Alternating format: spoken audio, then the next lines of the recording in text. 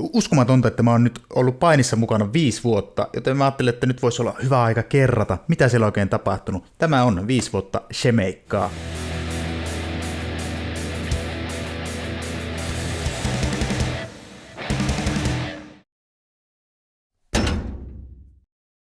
2016 tammikuussa mun oli tarkoitus mennä FCF:n tryoutteihin ja ihan viimeisille minuuteille asti mietin, että meenkö vai enkö, lähdenkö ajamaan Porvooseen. No, sitten sinne päädyin ja niin kuin ajan mukaan silloin oli todella vaikea päästä tryoutteja läpi. Ja meidänkin tryouteista otettiin kaikki, jotka vaan halus, niin jatkoon. Aloitin sitten treenit 2016 tammikuussa. That's me. Kouluttajana toimi Juhana Kinkon Karhula, joka vaikuttaa Shemeikan tarinassa aika monessa kohtaa. Pikkujuttu. 9 kuukauden jälkeen Shemeikka, Tammisen Toni ja Viktor Tykki valmistui. Ja meidän oli määrä debytoida FCF Wrestlingin December Rumble-tapahtuman Rumble-ottelussa. Kuitenkin minun umpilisäke tulehtui ja en pystynyt painimaan. 2017 mulle lätkästiin maski päähän ja sanottiin, että mehän painimaan, ja niin debytoi Shemeikka tammikuun Wrestling Show Live-tapahtumassa. Vastaanotto oli ihan hyvä. Ottelu oli Team Jake vastaan Team Willi luupäiden tiukan feudin keskellä.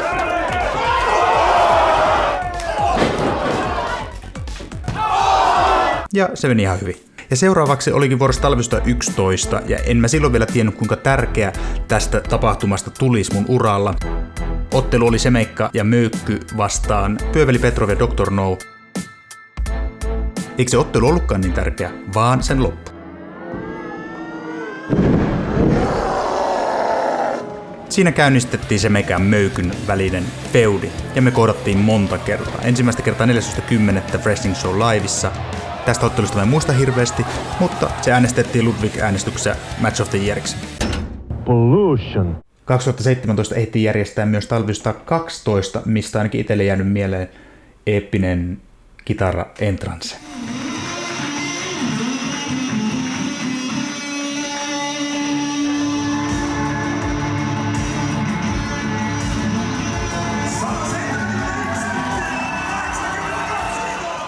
Ja jälleen kerran yksi voitto Möykystä. –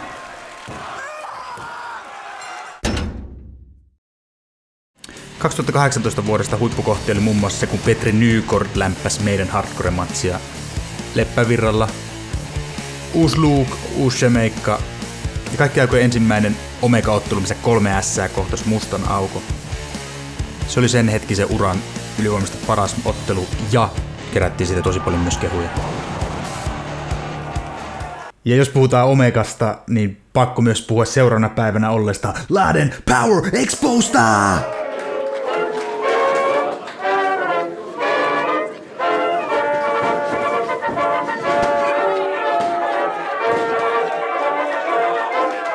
2018 kesä oli painin täytteinen ja aloitti muun muassa Rahkasaakan H.C. Andersenin kanssa.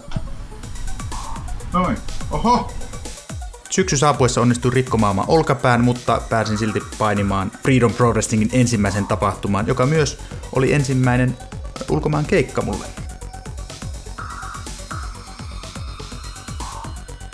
Vuosi ja feudi Viktor Tykin kanssa huipentui I Quit Matchiin talvista 13, joka oli taiteellisesti ja painillisesti ja kaikin puolin yksi huikeimmista otteluista, mitä olen koskaan otellut. Ja se valittiinkin sitten Ludwigissa vuoden otteluksi.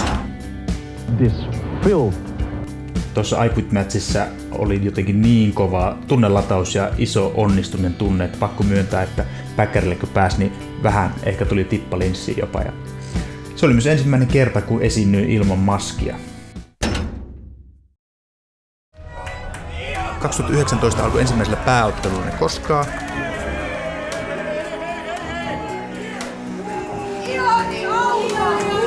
Ja sen jälkeen ensimmäisellä FCF Wrestlingin mestaruusottelulla. Ja siinä vastassa oli Vili Raato. Ja se oli kova matsi kanssa.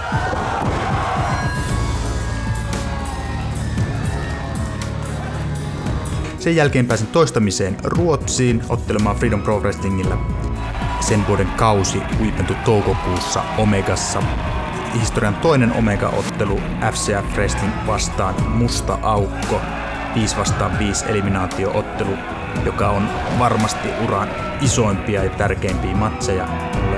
Ja siinä menetin lopullisesti sitten maskin ja alkoi se meikan uusi aikakausi.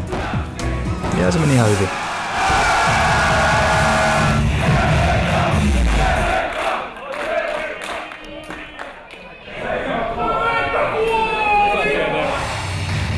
Ludwigissa vuoden ottelu.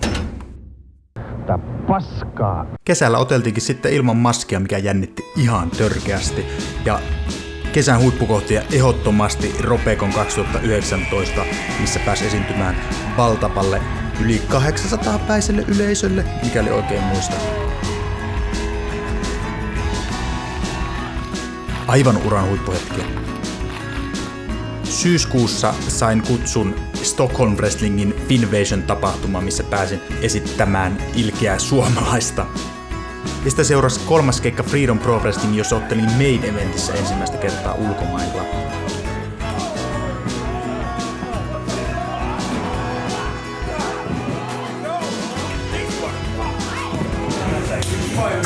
Yeah, Blafi!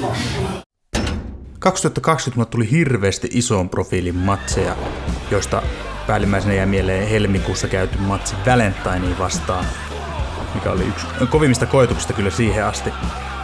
Ja just ennen kuin pahimmat karanteenit iski, niin kerkesin käydä Freedom Pro Wrestlingissa ottelemassa Carlos Zamoraa vastaan.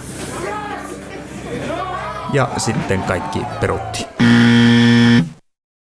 Sitten ei auttanut, kun keksi vähäksi jotain muuta tekemistä.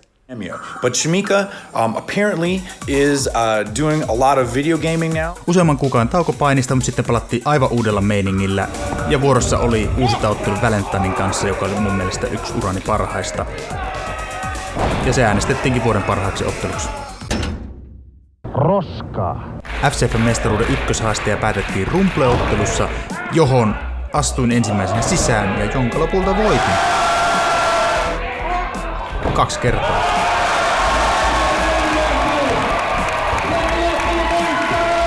Ja niin aukesi tie talvisota 15, jossa kohtaisin FCF-mestaruudesta mestari Juhana Kinkon Karhula. Mutta se tapahtuma siirtyikin hamaan tulevaisuuteen. Ja niin ollaan vuodessa 2021 ja tammikuussa tuli täyteen 5 vuotta showpainissa. Ja vielä tammikuussa saatiin yksi show FCF Wrestlingin porukalla kasaan ja siellä kohtasin pääottelussa Jessica Laavin. Ja se oli aika menevä matsi. Ja siinä oli pääpiirteissä mitä on tapahtunut se meikä uralla 5 vuoden aikana. Siihen mahtuu noin 50 ottelua, sisukasiturnauksen osallistumiseen ei koskaan finaaliasti pääsyjä, Rumble-otteluita, Battle Royale ja tag-tiimejä, lopetettuja joukkueita, hävittyjä matseja, voitettuja matseja. Ei mestaruuksia, ehkä vielä joku päivä. Mikä on sun lempimuisto mun uralta tai unohdinko mä jotain tärkeää? Kiitos kun katsoit videon loppuun. Toivottavasti nähdään vielä seuraavatkin 5 vuotta ainakin painin parissa.